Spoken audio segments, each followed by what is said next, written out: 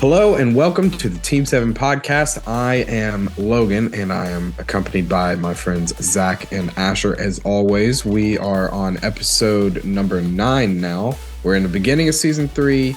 It's Jiraiya training Naruto. We've got this little lull between the preliminary exams and then the final round. So this batch will cover all of that. So let's get right into it. We start episode 3. We see Jiraiya and Ebisu and Naruto in, I guess, like a hot springs, like village or something of the sort. And we'll just go from there. What were your own impressions of Jiraiya? So the first thing that comes to my mind, it's honestly the first scene in 53. Ebisu is asleep, and we hear the word perv quite a bit in these episodes. And Naruto says, "Hey, perv, are you awake?" And then immediately pokes Ebisu in the butt with the hidden finger jutsu. Like, dude, who's the actual perv? 1,000 years of death. Dude, this was a fun set of episodes. We got a lot of Jiraiya. We mentioned him at the end of the last episode. And this set did not disappoint. We got to know him. We got to see what he could offer Naruto, and I'm excited to dive into everything that we watched. What do you all think about Jiraiya? Because I don't know that I'm completely sold on this guy. He's interesting. He makes me very uncomfortable 50% of the time. And the other 50, it's like, yeah, okay. He's a great trainer or whatever you want to call him. He's a character. He's a good character. He's weird. Yeah, I appreciate what he brings to Naruto in about episode 55. But there's a big but here. And I'm sure Jiraiya would like that big but. It is extremely uncomfortable. And Naruto pulls out the sexy jutsu, and Jiraiya is immediately like looking at this 12-year-old boy in a whole new way. Yes, I thought the same thing. Like, it's so, like, it's still Naruto. Like, he's just transformed into jutsu. Like, it's still creepy. Yeah, that but did not age well. That's all I wanted to say. Yeah, it didn't age well, but did he get his research done? I'll say that. Is he, like, I'm sorry to do this for you. Is he gapping for you? Yeah. I don't know if, okay. Yeah.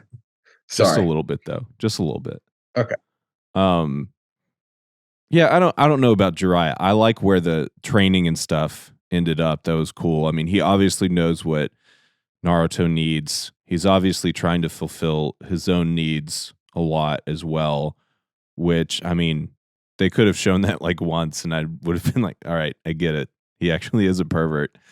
And yet it's like constantly he's just peeking through the bushes at these ladies who are trying to have an innocent good time. But yeah, splashing about as anyone in a watery place would do. I don't know. The toad was cool too. I know we're not getting to the toad till a little bit later, but yeah, that was, I don't know. It's just interesting. Well, we can talk about like overall impressions because I know that both of you guys liked this batch a lot more than the last batch, which is honestly surprising for me to hear. I'd be willing to bet that that'd be surprising for Lance as well. Well, I think not that you're wrong or anything. It's just interesting. Well, for me, that was a lot of like action packed. Let's see the abilities and explain the abilities, and that stuff's cool. I'm here more for like the story and the interpersonal relationships. And I mentioned to y'all there's a certain like interaction between two characters that was just really unexpected for me, and it really made the show kind of come together a little bit more than it has so far. Do you have any other guesses as to who it was? Because it really is. It's going to sound weird, but it's kind of out of left field, I guess. I have one guess Mm-hmm. because I haven't guessed so far as we were talking before we started recording. But my guess is going to be Shikamaru and Naruto in the 100%. hospital. Yeah. Wow. That was so out of nowhere because what I started thinking about was Naruto has been this outcast, or has kind of been painted in this light as being an outcast to most of the village. So it was surprising to me that someone like Shikamaru was like waiting for him to wake up to go like be annoying to Choji. I just thought like that was hilarious. But the fact that he was there and I don't know, like are they Brought him a buddies? fruit basket Yeah. too.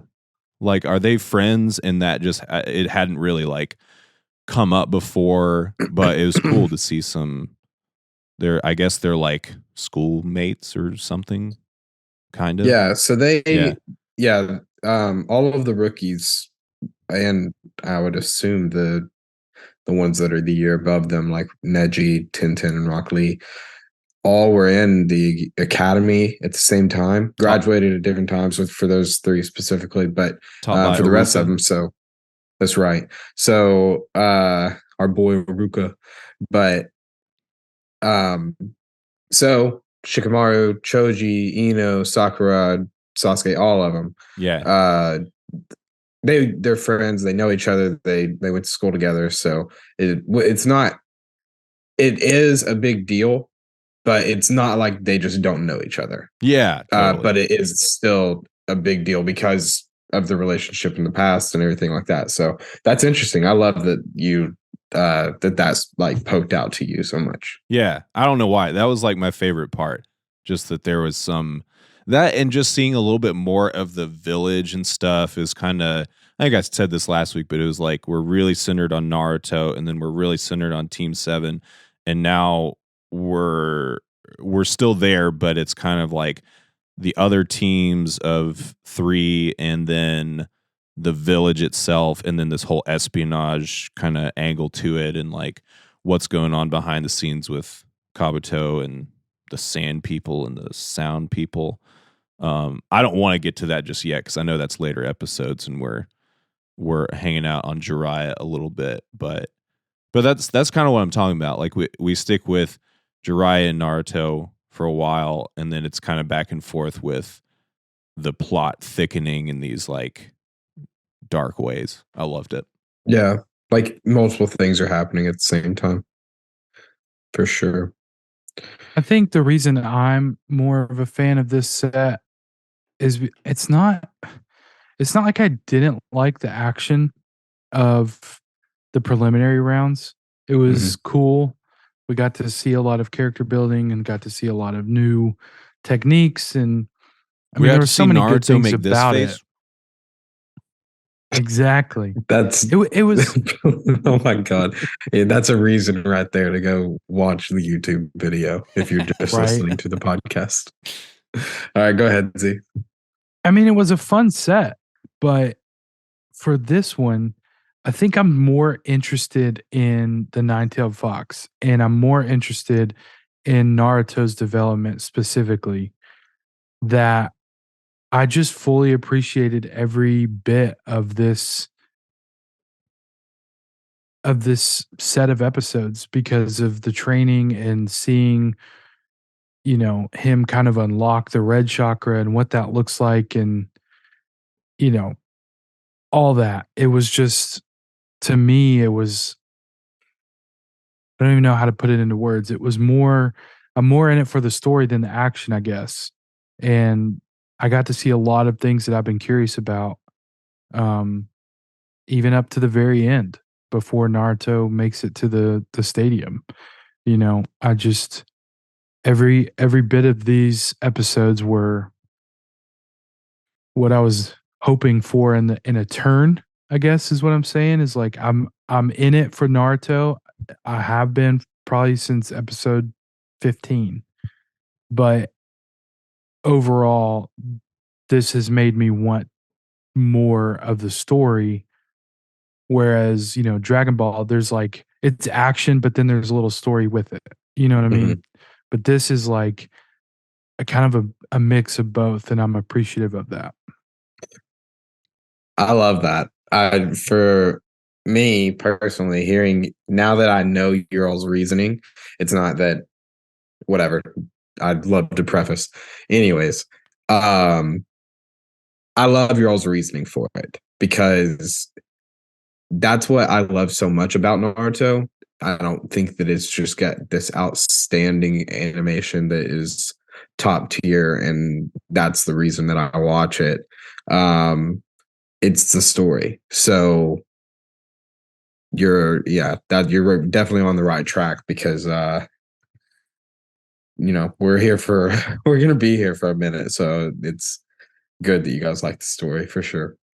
Go ahead. I had a question I too, hear that. because they Yeah. heard my Yeah, when draw that breath. when we get past the sexy jutsu, I did put a WTF there because he tells Naruto in sexy jutsu form that he's sexy or it's sexy Yes. or whatever.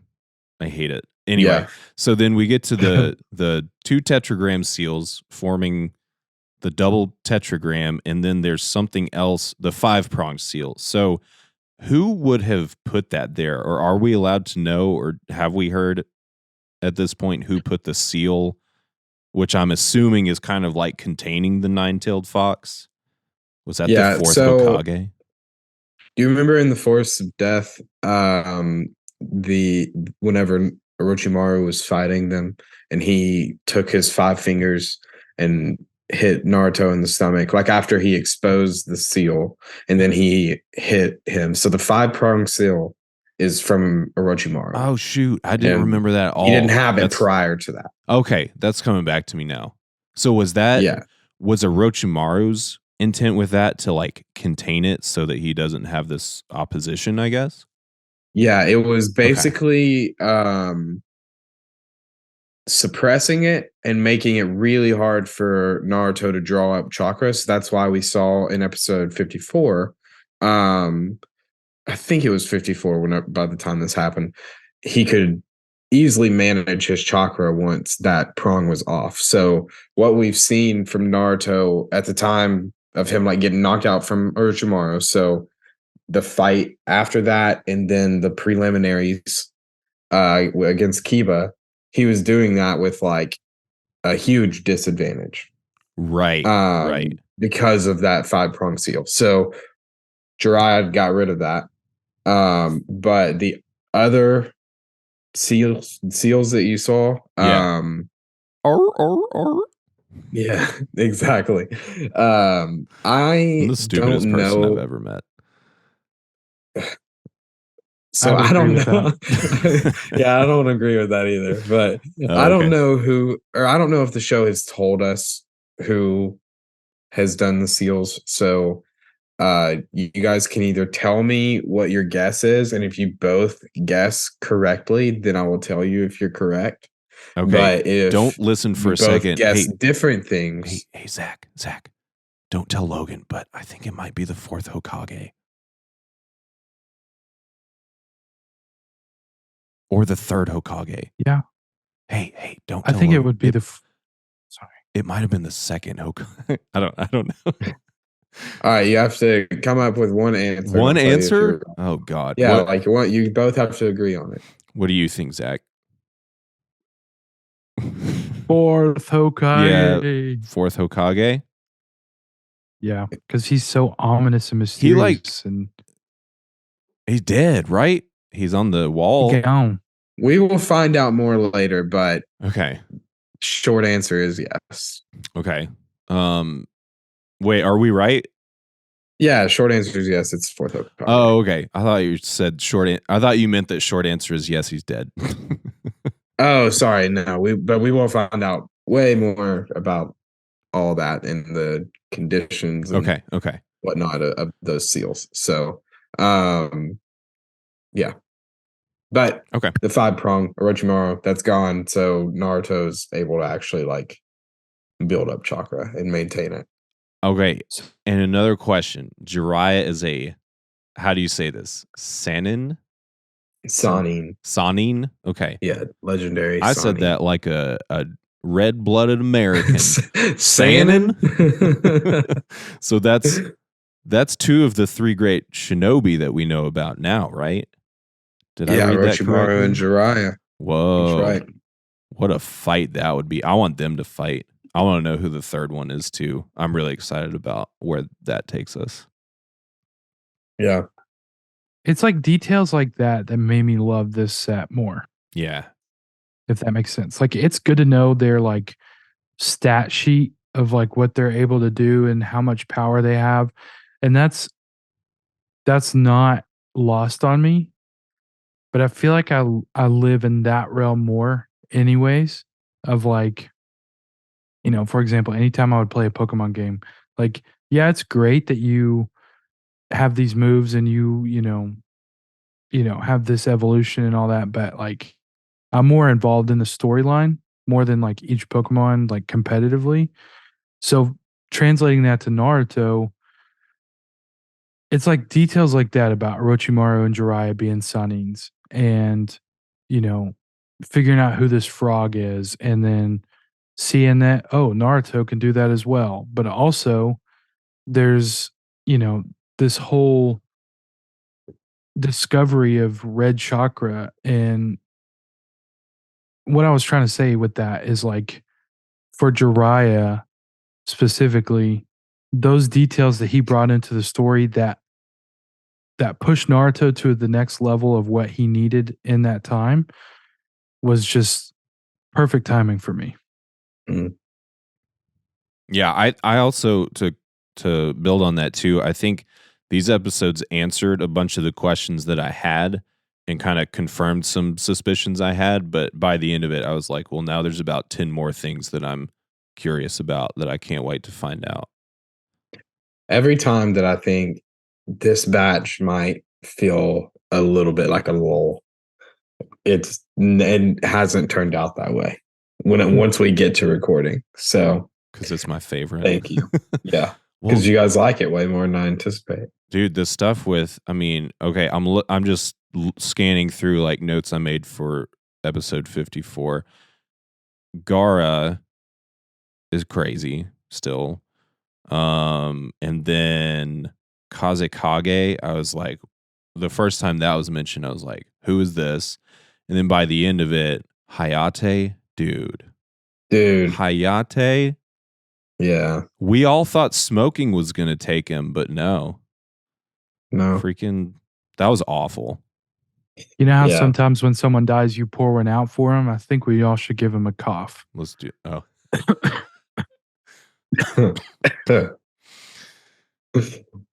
Gone but not forgotten. That was sad. That made me very sad, that part. Yeah. Also, did Gaara kill that guy? Oh, yeah. Good grief. Yeah. He decimated him. Yeah. Okay, and that's where we find out there's a plan to destroy the Leaf Village. Did I hear that right too? Yeah, so when Kabuto and the leader of the Sand Village are outside discussing, and the Sand guy is kind of upset that Kabuto would come right to him.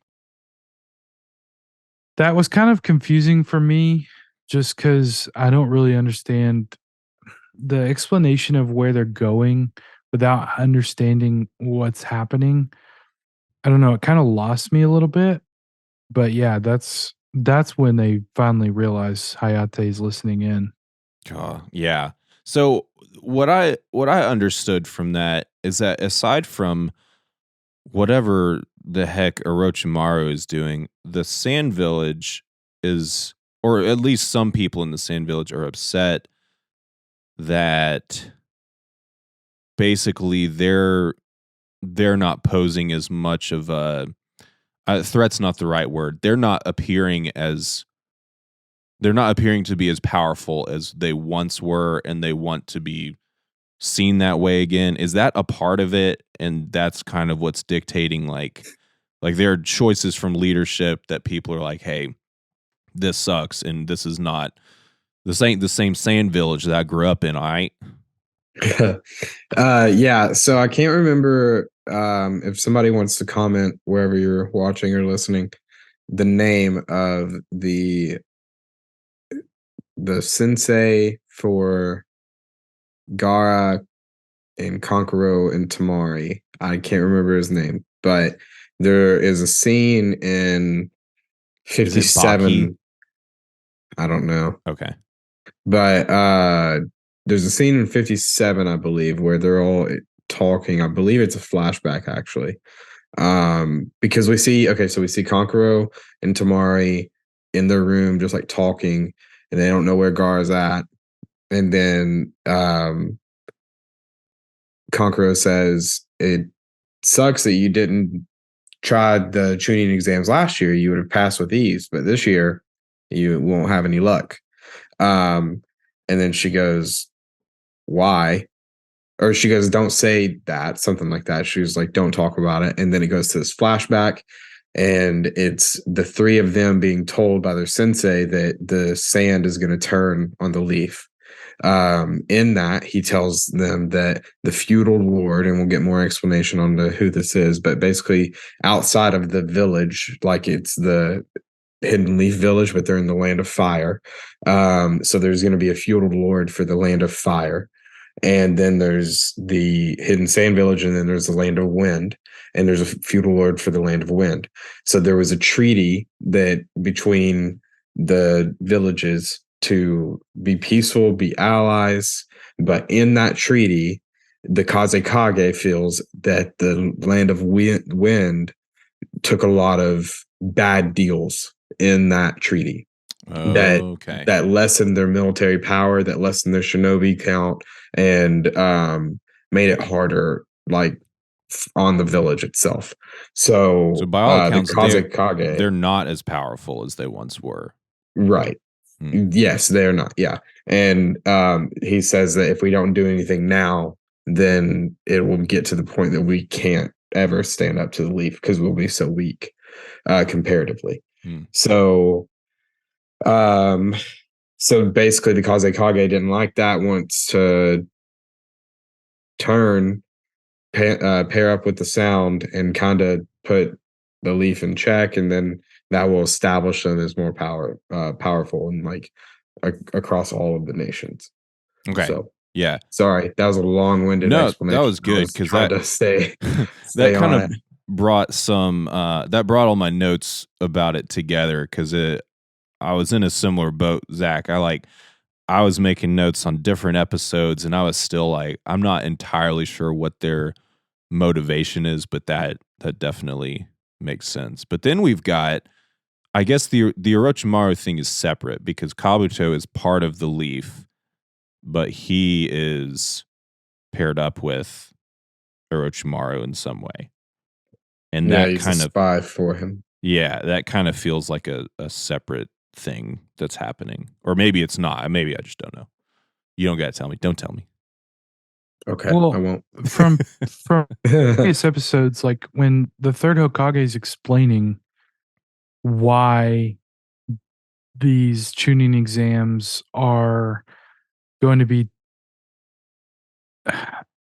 what's the word, like whenever they have these people come in and in like kind of scout for who their next shinobi are going to be, or whoever they want to add to their roster, if you will. Like I kind of saw that coming because of the politics and I don't know, just the way the third Hokage explained it of like they're always at war. And it's a peaceful war, I guess, is I don't remember exactly how he described it, but like it's not like they're to me, it's not like they're like allies in the sense that we have in our world right now. Like if we have allies, we're not going to fight each other. But with them, I feel like maybe that's a little looser. But also, Orochimaru is technically in league with the Sound Village, right? Because maybe I'm confusing that too. But the Sound Village seems to be fairly new. Sound Village is new. But Yeah. at this point in time, so I believe it was whenever Orochimaru was speaking with Kakashi, right after he had um, sealed the curse mark, and then Kakashi's like, I'll kill you. I'll kill you even if you kill me. And he's like, you can't touch me, is basically what Orochimaru said. But in that little conversation, he tells us that he started the Sound Village. So we don't know to what capacity or anything like that, but he is definitely high up and controlling some facet of the Sound Village. So does that help a little bit? Yeah, that helps. Because some of Okay. that I feel like I might have inferred at some point, and then getting to all the other like story beats in these episodes, I just kind of put it to the back of my mind or something, and maybe over like the last couple battles. But yeah, it makes sense. And I'm sure Gotcha. more of it's going to unfold, and we don't have to know like every little detail necessarily. Yeah, they'll give you every single detail though. So I if love you it. don't know it now, it'll come to pass. Ooh, so Lord of the Rings of you. I liked that. So Z, what were you just talking about though? Remind me, because I had another point I was going to bring up and now I'm blanking on it.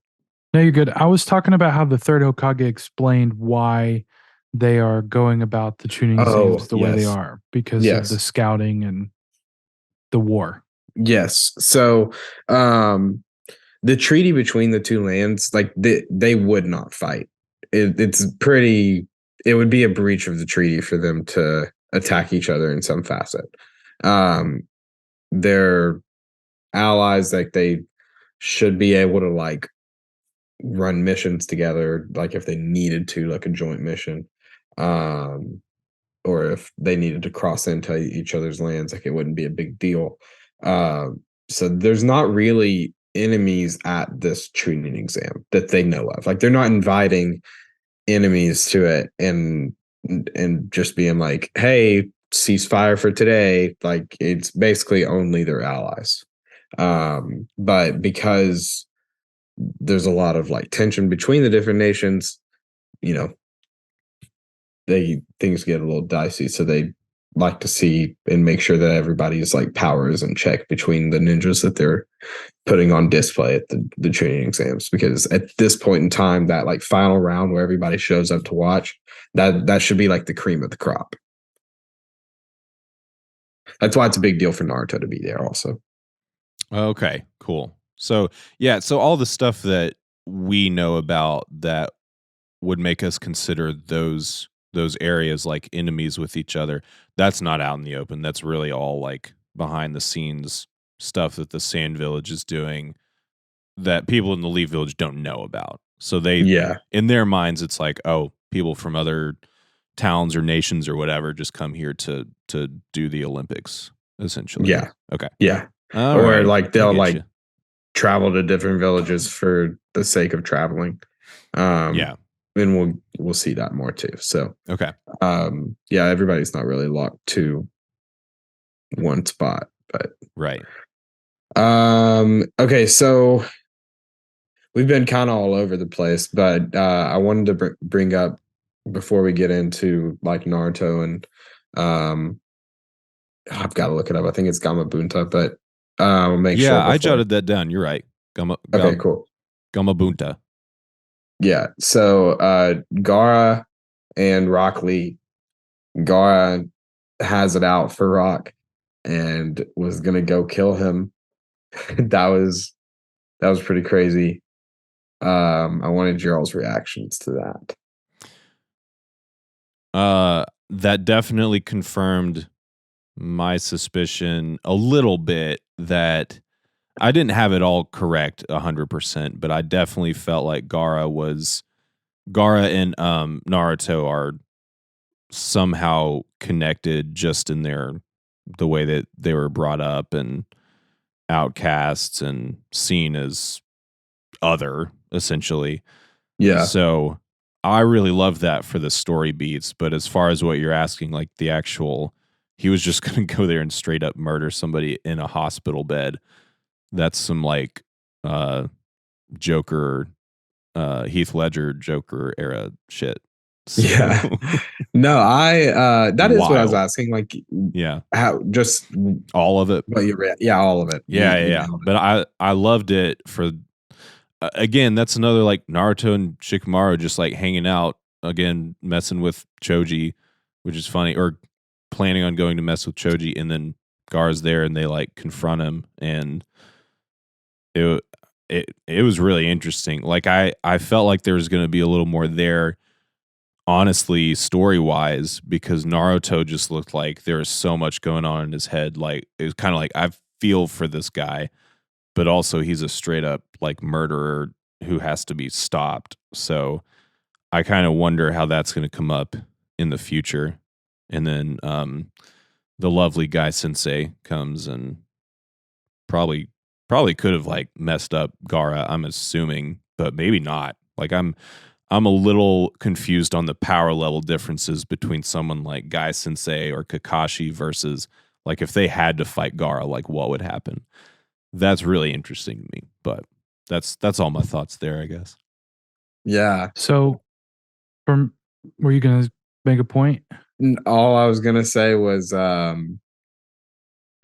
I want to answer that so badly, but I'm not going to answer that. As far as like Guy Sensei and Rock and Gara, like at this point in time, if they fought, what would happen? Yeah. But it's super interesting to think about in hindsight. So let's try to remember this and come back to it. Okay. Go ahead, Zach. So, a couple things in this scene in episode 58 that again plays into why I love this set so much is exactly what Asher was talking about the kind of background and past of Gara and getting some um history there, learning that, his dad tried to kill him more times than he can count. That's a lot of trauma and just messes anyone up. Um One of the coldest things about that, though, whenever it was like super obvious and he's like traveling through the hospital and sneaking up on Sakura at one point, is Shikamaru's looking at the hourglass and he's like, the sand stopped. That's weird. And then it said they must have forgot to unwind it or something or wind it up or something. I was like, that's not how those work. But then He skipped just that class or knowing, something. yeah, like you can kind of see his silhouette with this gourd, and like you definitely know it's Gara because he's missing from his room. Um, it's kind of that same eerie. It's not as like it's not the same as like Orochimaru, and it was too similar to feel like a new character. So I was like, Gara is about to do some damage. But my whole thing with this encounter with Guy Sensei, the thing that I feel like the reason why they brought Guy Sensei into that scene to intervene is because I think Guy Sensei is like rattling Gara's whole understanding of what love is and what someone should show towards somebody else. And so he was going to stop him from being killed by Gara at the round. And his reason for that just like literally made Gara be like, all right, I quit. Cause it was like a gut reaction of like, I'm out. That's stupid. But it's like, he's wrestling with this idea of like, how could someone stand in the way of death for someone else because of something that's precious to them? And I just feel like it like made Gar realize like at one point somebody pampered me and like protected me, but also then they tried to kill me because I turned into be something that was a big threat to them. And so all he knew was death and kind of despair and being an outcast. And that's why Naruto is saying we're similar. Mm-hmm. But dude, Naruto coming in with the wisdom. I mean, it was pretty cool to see Naruto's reaction and like evaluation of the situation, because he's like evaluating their past and like talking about, I felt the same way, but if it wasn't for Aruka Sensei, I don't know that I'd have a purpose. And this guy didn't have an Aruka Sensei. And so this is what he comes up with on his own. It was kind of weird for Naruto to see that, but also like it wasn't judgmental. It was observant. And I thought that was pretty big of Naruto. And another reason why I love, this story and just seeing Naruto just, grow up is pretty cool. Yeah. I love all that. Yes, I agree. I do want to point this out because they say it, but they don't really hound it. Gaara's father is the Kazekage. So that puts things in perspective whenever you hear that he was trying to kill him. Okay. Unnumbered amount of times. I missed that. I did too. Somehow. I had no clue. That's good to know.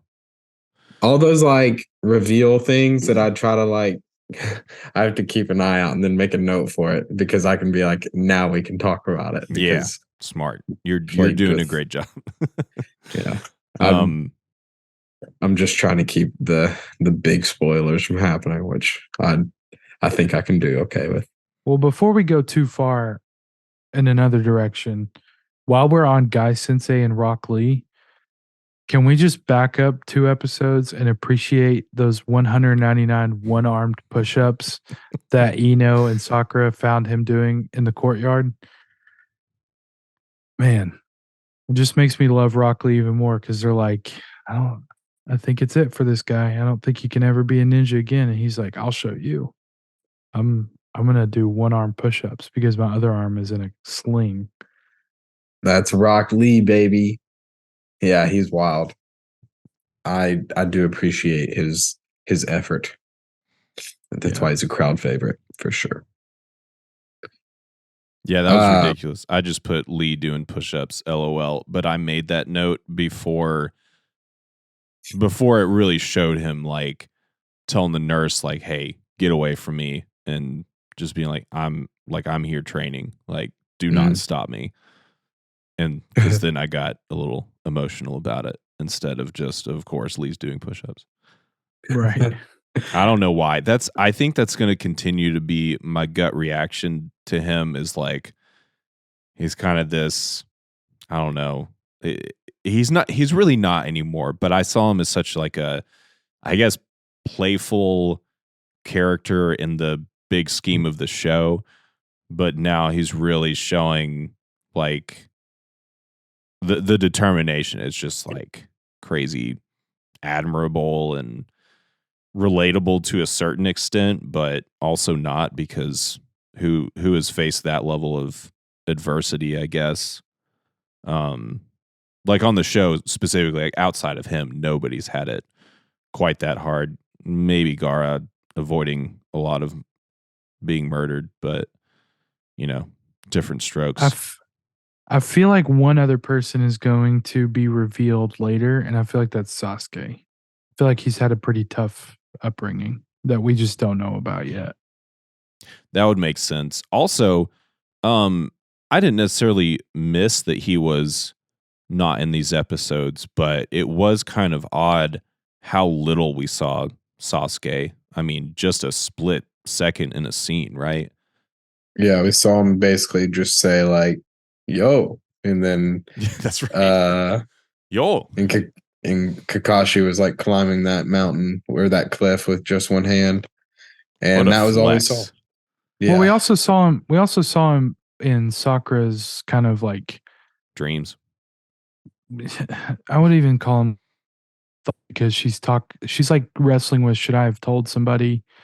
Oh yeah. I just mean like his development as to like what Sasuke is doing in this amount of time between the preliminaries and the final rounds. Right. But yeah, you're right. We did see him in that flashback about whenever he was like, "Don't tell anybody about this," Right. which is right. still such a weird decision to me. I guess he wanted to stay in the Chunin exams. Right. But, Yeah. That makes sense. Another detail about the hospital that I skipped over is we finally figure out who Gaara's demon is called. Oh yeah, what was the name there? He said Shikaka. Shikaku. Shikaku. Shikaku. You were thinking of Ace Ventura: Pet Detective When Nature Calls. Shikaka. Gosh. I did mix those up. Bumblebee Tuna. God, that movie is hilarious. That's all I have to say about it. It's so funny. Started podcasts about it. It is very stupid. And I I am very stupid for loving it. Speaking of podcasts, it would be perfect because I have never seen it. Neither have I. What? Y'all are crazy. All right. Anyways, let's talk about lies. Gamabunta. Or well, you Gamabunta. brought up Shikaku. Yes. Do we want to? Yeah. The living I mean, they didn't really. of an old monk. Yeah. So, okay, here's what I'm confused about. I'm trying to find it in the notes here, but I did actually put he's the son of the Kazekage. Holy crap. I just forgot. I have a terrible memory. He was, quote, crafted, and he only feels alive when he kills. So for him to be crafted, does that mean like the Kazekage somehow inserted Shikaku into Gaara to make him a weapon? Because I know that was mentioned earlier, like he's a weapon for the Sand Village. I think it's best if we just find out from the show. I will F around and find out as per your guidelines. Instructions. Okay. Yeah, I love amazing. So yeah, more to come on Shikaku and Gaara and all that. I mean, they've been doing a ton of what I was gonna say. They've been doing a ton of build up on his character, so we will definitely get continued exposure to him and his past and everything like that. I don't know if this was a specific thing that happened in the episode, but I did make a note that there was no one like Iruka Sensei to really see Naruto for who Naruto was. And I imagine as we get more into Gaara's backstory that's probably true, or by the time someone did see Gaara as like, hey, you're a human being, like I can show you love in some way, he might have been too far gone as like I don't know, giving into the murderous instinct from Shikaku or something. But that was my last note from that stuff that I thought might have been worth mentioning. Yeah. Sad. I always feel for characters like that, and it's funny because Lindsay, my wife, we watched some show where it was the I'm going off on a little bit of a tangent, but I promise this will make sense. Did you all ever watch Sherlock, like the BBC versions with Benedict Cumberbatch? Yeah. At all? Absolutely. Okay. Did you watch the one where their sister is in it? Eros? So when we get her backstory, my gut reaction was she just wanted a friend. She just wanted somebody to play with and like pay attention to her. And Lindsay's reaction was, she's a freaking murderer. She needs to be put away. That's amazing. So when I see polar opposites, I see stuff like that, I guess a little bit more gray area. And she's like, there needs to be protection from someone like this in the world, is kind of how I took her reaction to that. But that was funny because I'm sure anyone watching this and seeing Gaara and even seeing the backstory would probably be like, hey, Black and White, just kill that guy. Like he needs to not be in the world anymore. But for me, I'm like, there's something there and we can get through to him and whatever. So that's all. That's my spiel. I had before we go back to oh my gosh, what's his name? Jiraiya? Jiraiya, thank you. I wanted to make just a couple notes about like these in between bits where we see like a little more of the town and like Ino and Sakura bringing flowers to people and stuff like that. I did notice another way that I relate to Sakura very heavily is she has like the same amount of space between her big toe and her next toe that I do. It's like an abnormally large amount of space between there. And I thought that was an interesting note that they included in the animation. But it's just further bonding me to her and relating to her for me. I don't know how to respond to that. So that's one thing. That was a serious note, by the way. I know you don't think I'm being serious. But the other thing was Ino brings that fruit basket to Choji and he says, the age of the chubby has arrived. And I lost it. He's so funny. He was put in the hospital because he ate too much barbecue. Is that correct? Yeah. Indigestion, man. It'll get you. In your 30s, that's no joke. Take your Tums. Okay, let's go back to the toes. Let's go back to the toes. I feel like we need to put on the Instagram a clip of that with a cut to Dave Matthews Band, The Space Between. That's all I could think of. Beautiful. Because I know that this could lead to some new career moves for me, I do not mind putting a picture of my foot on there. I will probably shave. There's like one patch of hair that's like this big, close to that gap, actually. There's probably a connection there we can't read into right now. We don't have time. But I will shave that and put a picture of my toe up there. Someone else does need to talk now. I hate this. It's real. I'll talk. I hate it. I love both of you. We what? We need to talk about my big toad friend. Yeah, I was just gonna say the same thing. So Naruto summoning jutsu, pretty cool. I think it's pretty cool like aspect to the world. Gamabunta, huge toad though. Bunker Bills, dude. Not small at all. And before that, we get I think it's the first time we see, actually, I know it's the first time that we see the gate with the nine-tailed fox being held in it, like within Naruto, basically. Super creepy. I love the way that they, boy. Basically. I loved it too. I love the way that they animate him in in all of it, but here especially, just like because they're not really giving you his form, like you don't really know what he looks like. It's just like the eyes and mouth, and it's the creepiest thing. So the eyes and mouth don't change; they're just hiding things from you.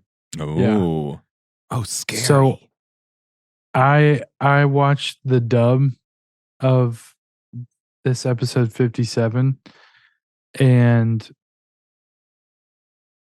I had a moment because the dub version of Gamabunta sounds like Mr. Krabs from SpongeBob. And I was like, is this guy the same? And it is not. I don't remember his name. Sorry if you're listening. Glad you looked it up though. Yeah. Yeah, I appreciate that. Their relationship already is just I'm here for it. I love it. I made a note. Gamabunta and Naruto learning each other's personalities is probably my favorite thing so far. And it's like literally a 5-minute conversation while Naruto's like riding or trying to stay on the back of this giant frog. And I didn't think anybody would be able to compete with the Orochimaru's tongue. But dude, this frog has like 9 piercings. Yo. Oh, it's a great point. Yeah. My third note on this episode was by far the strangest ep yet. My two notes before that, the first one was, and I quote, "Oops a daisy." 'Cause I don't That's know why. because he was running down the back of, or he was like running uncontrollably down the back of Gamabunta. Yeah. And he was basically going like "Yeek, yeek, yeek, yeek, yeek, yeek, yeek, yeek, yeek," something like that. And and the sub is Oopsa Daisy.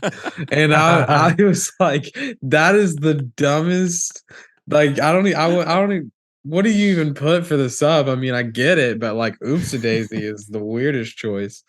So It cracked me up just seeing the word pop up on the screen. I was like, what's happening in this episode? That Oh really my set the God. stage for the rest of it. Yeah, Man, so good. I don't like Toad. I don't know how else to say this except I like Chief Toad. Gamabunta. Sorry. I like Gamabunta as a concept and as a character. I'm not a fan of Toad. You just don't like that he's a toad. I don't know that I don't like that he's a toad. It's just Toad. I'm having trouble like putting more words to it. It made me uncomfortable, I think. I think I do wish it was something else now that we're talking about it. Or I'm externally processing. So, like, what's the? Yeah, this is definitely an external processing. This is not a conversation. Where did you all come from? Wait, so you don't like toads in general? I think right? that's probably it. Thank you for being a part of my therapy session. We can move on to anything else now. Okay. Here's the Weird. deal.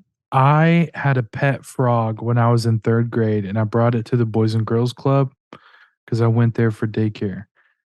And this kid named Corey, I'm not going to out his last name because I'll save him. Matthews. But I brought my frog in one day and I had this little like portable cage for it. And my boy Corey on the playground literally took that frog out and stepped on it and threw it over the fence. And I have all that trauma and I still love Gamabunta with every piece of. Why would he do that? Bro, Why I have would no he do clue. that? I'm I have no clue. traumatized hearing it. Yeah, it was tough. I'm sure my parents had a good time trying to walk through that one with me. But all I have to say, I love Gamabunta with every piece of me, and I would die for that frog.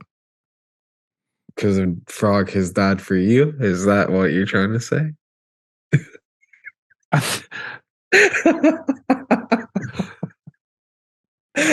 Don't leave me here alone, Asher. I know you want to laugh at that. I saw you.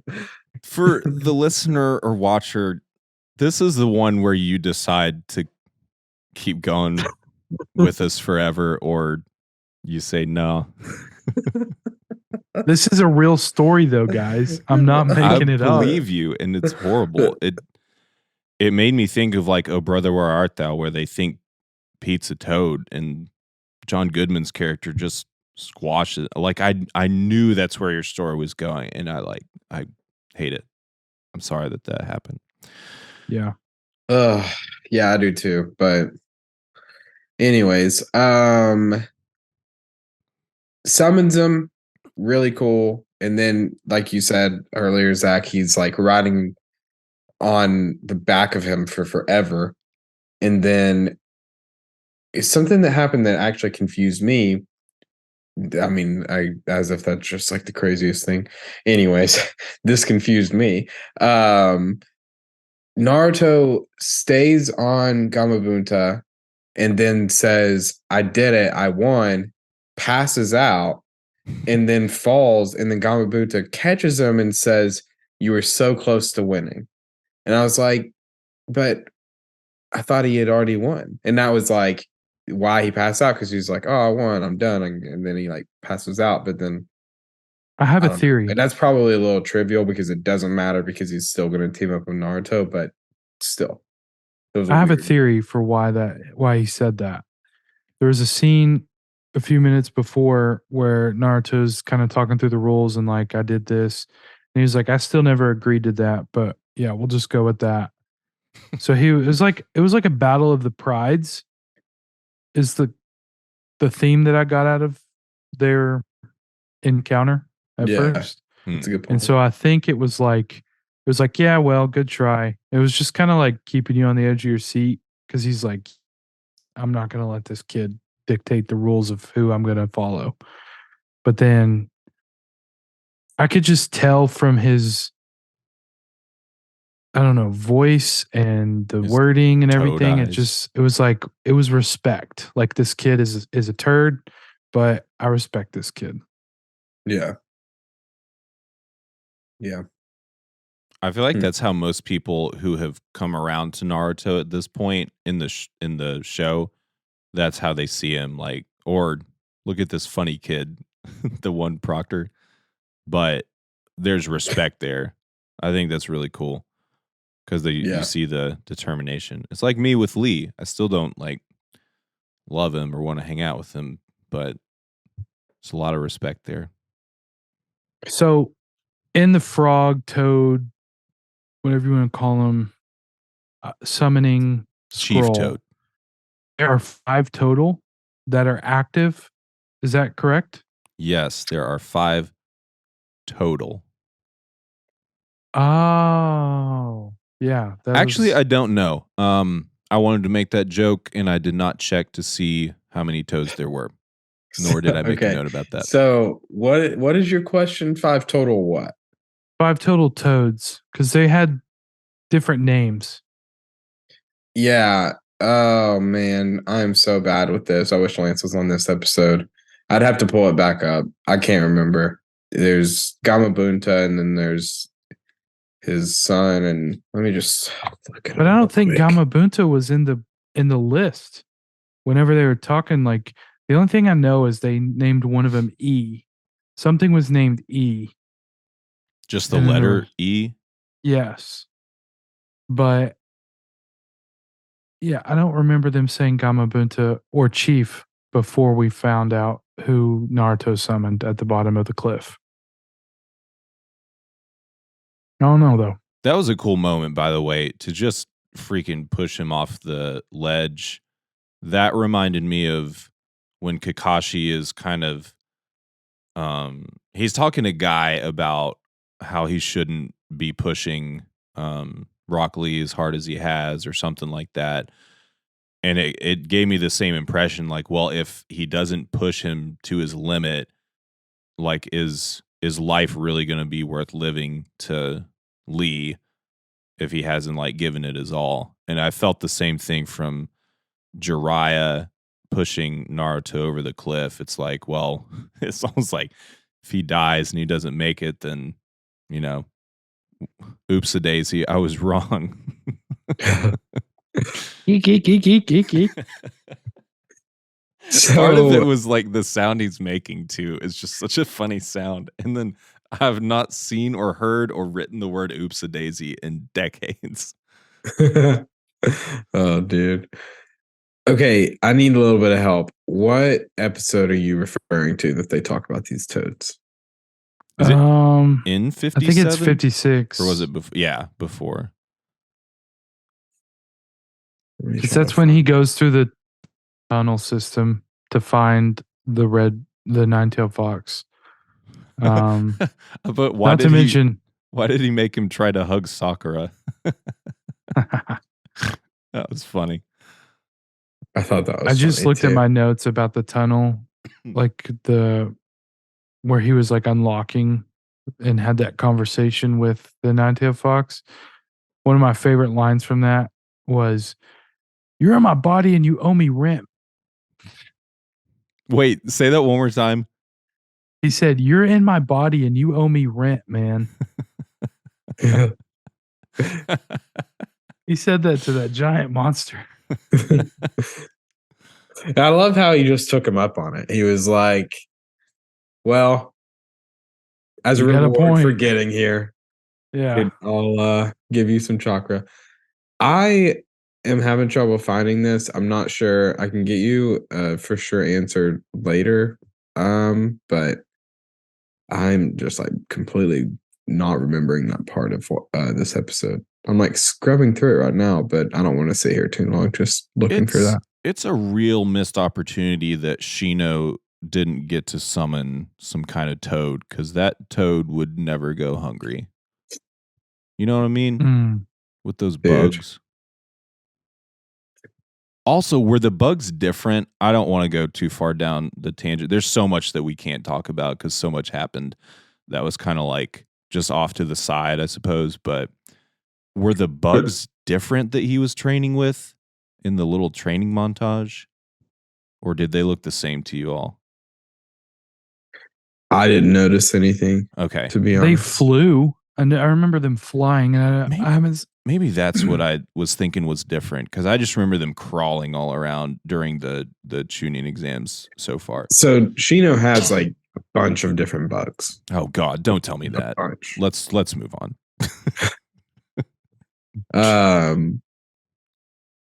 Well, he's got a whole bunch just living inside of his hollow body. And that's what the prelims told me.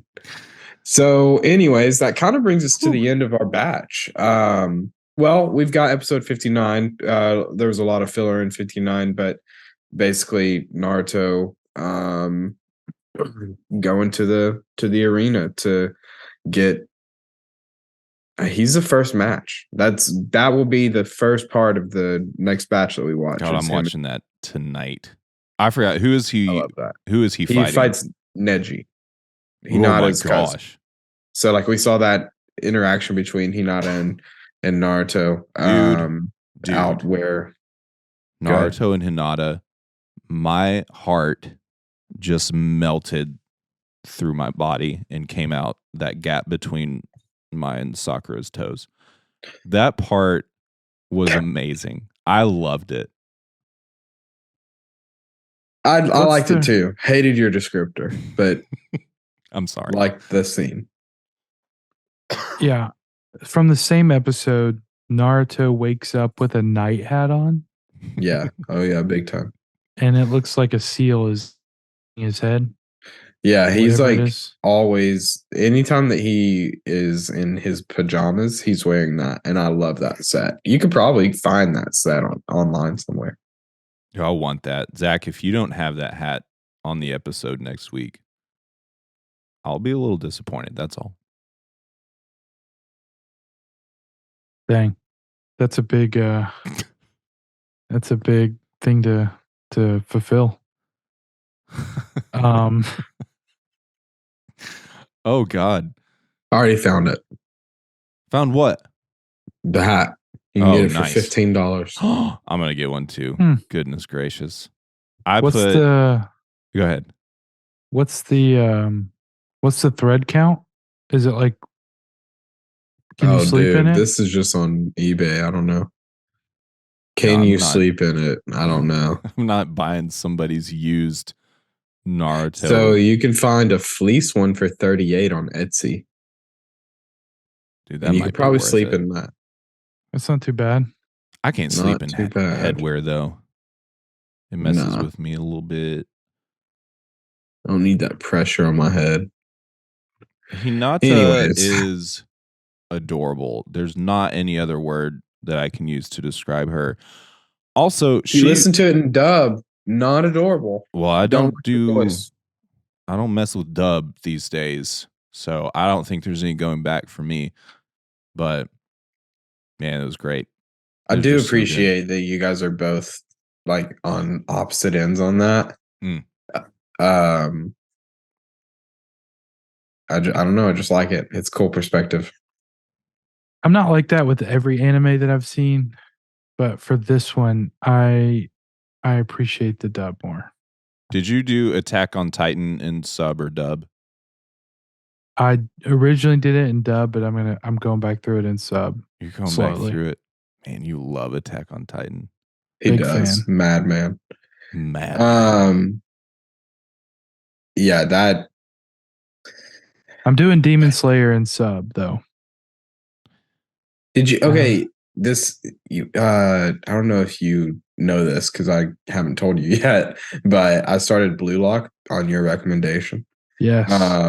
They're still releasing that weekly, right? So if you Correct. okay, cool. Just making sure. Because when you told me, you're like, it's 20 episodes. And then I got there and it was like 22. And I was like, oh, I guess it's It's still still releasing. going. Yeah. Yeah. So I'm trying to catch up on it. You want to hear But- something funny before we get back to episode 59 for a little bit? I watched that first episode of what was it? Is it Demon Hunter or Demon Slayer? Slayer. Demon Slayer. Okay. I watched that first one and I was like, dude, I'm going to get so deep into this, but I'm going to challenge myself to only watch episodes if I'm riding like the exercise bike that we have in our den. So basically, I just haven't even watched episode 2 yet. That's real. I was like, dude, I'm going to watch this and I can't wait to watch it, but I need to exercise anyway and get my heart in better shape. And I was just like, nah, I'm just not going to ride this bike. Amazing. So stupid. Make that pact with another one because Demon Slayer is so worth every second of your time. Really? Yeah, and the new season comes out in like just a few weeks, and I need you to be ready for it so we can talk about it. Okay, maybe I'm going to watch Fooly Cooly too, so that would probably fit a little bit better. I don't know if you all have heard of that one, but...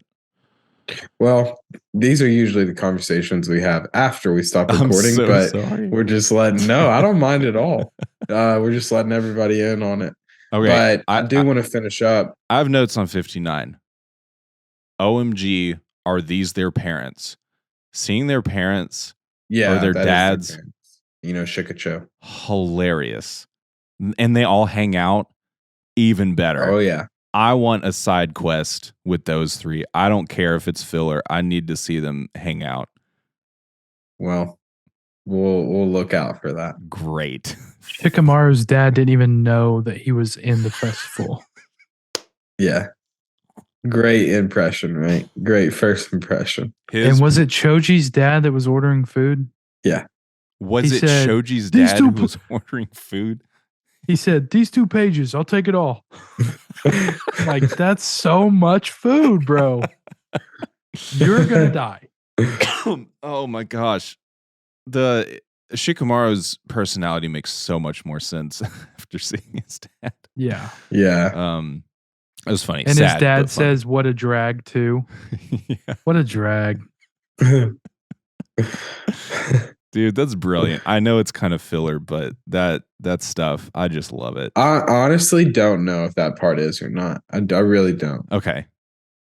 That episode 59 is labeled as like mixed canon and filler. And where anything that is mixed, we're watching it. Yeah. Yeah. So, and honestly, I like the little bits of filler that they add in. Mm-hmm. But that's just because filler, in my opinion, there's a lot that gets kind of trashed because, it's not canon. I'm not going to waste time with it or whatever, but it's still entertaining. I think that there's nothing wrong with if somebody's watching this podcast and we stop at the end of season 5 and jump to Shippuden because that is 100% the correct choice for this podcast. Please go watch all the filler because it's, they worked hard on it and it's still got good content. It's just because it's filler doesn't mean it's bad. It just means that it's not pertinent to the actual story that it was derived from. So. Right. Also with that, if there's other filler arcs, I think I've said this in the past, but if anybody's got filler arcs that you want us to watch and talk about, let us know. We've not skipped any big gaps right now, so whatever's coming up, let us know so we don't have to go back technically. That would be great. So 59. So next week the batch will be 60 through 65, I believe. Let me check that. Yeah, so 60 through 65. Getting into the final rounds, which is really exciting. We're gonna be somewhere in the middle of action, lots of action, but lots of development and dialogue as well. So is there less Konohamaru? Because I think that there is less. Yeah, I've had a change of heart. He's the worst after episode 59. Did you used to like him? I used to see potential in the character, and now I see that there's no potential, and he could be thrown off the cliff and not make it on the toad and whatever, and that'd be fine because he's the worst in this episode. I'm mostly kidding about all that, but I feel you. It is interesting, just kind of recapping my thoughts on this set. How much detail is put into the characters' heads? Because we saw Kiba come up to Hinata at the end without a hat on or his hood or whatever, and I was like, oh wait, that's Kiba. Weird. We saw the third Hokage without a hat on, and then we saw Naruto with that sleeping hat. It was just interesting that all that happened in these 7 episodes. There's a lot, dude. This is like the most that's been packed into this many episodes, I think. Also, Hinata and Kiba are not like a thing, right? They're just they're on the same team. They're just on the same team. Them two and Shino. Good. But because Shino's in it, he wasn't with them. And that was what Kiba was talking about. Yeah. I like that they weren't in their usual clothing, which I think is partly what Zach's talking about as well. I made a note about that with Ino. I put that it's weird to see Ino in different clothes. And then I put, does Sakura only own one outfit? Because she was wearing the same clothes. Yeah. It's interesting that they would leave her in the same dress, but like change everybody else around it. So, well, cool. I'm really excited. I'm happy that you guys are still digging it.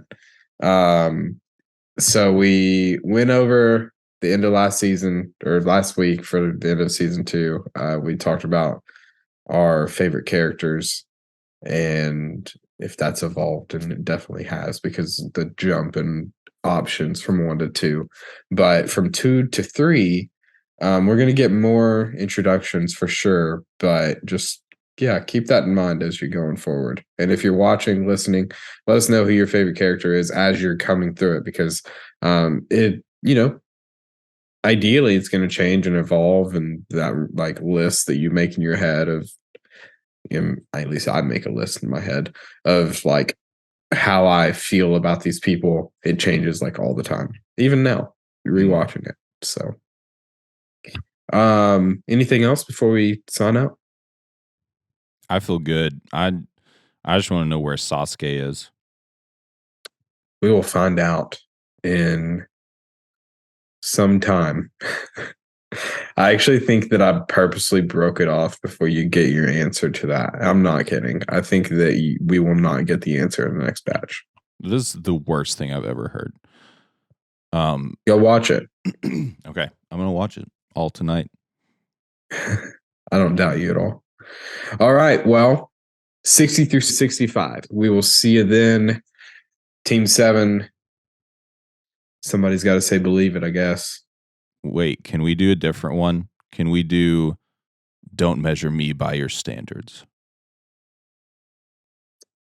No. Gaara? Believe it! Well, you broke up again, Zach. That was really inopportune. Do it one more time and grab the camera.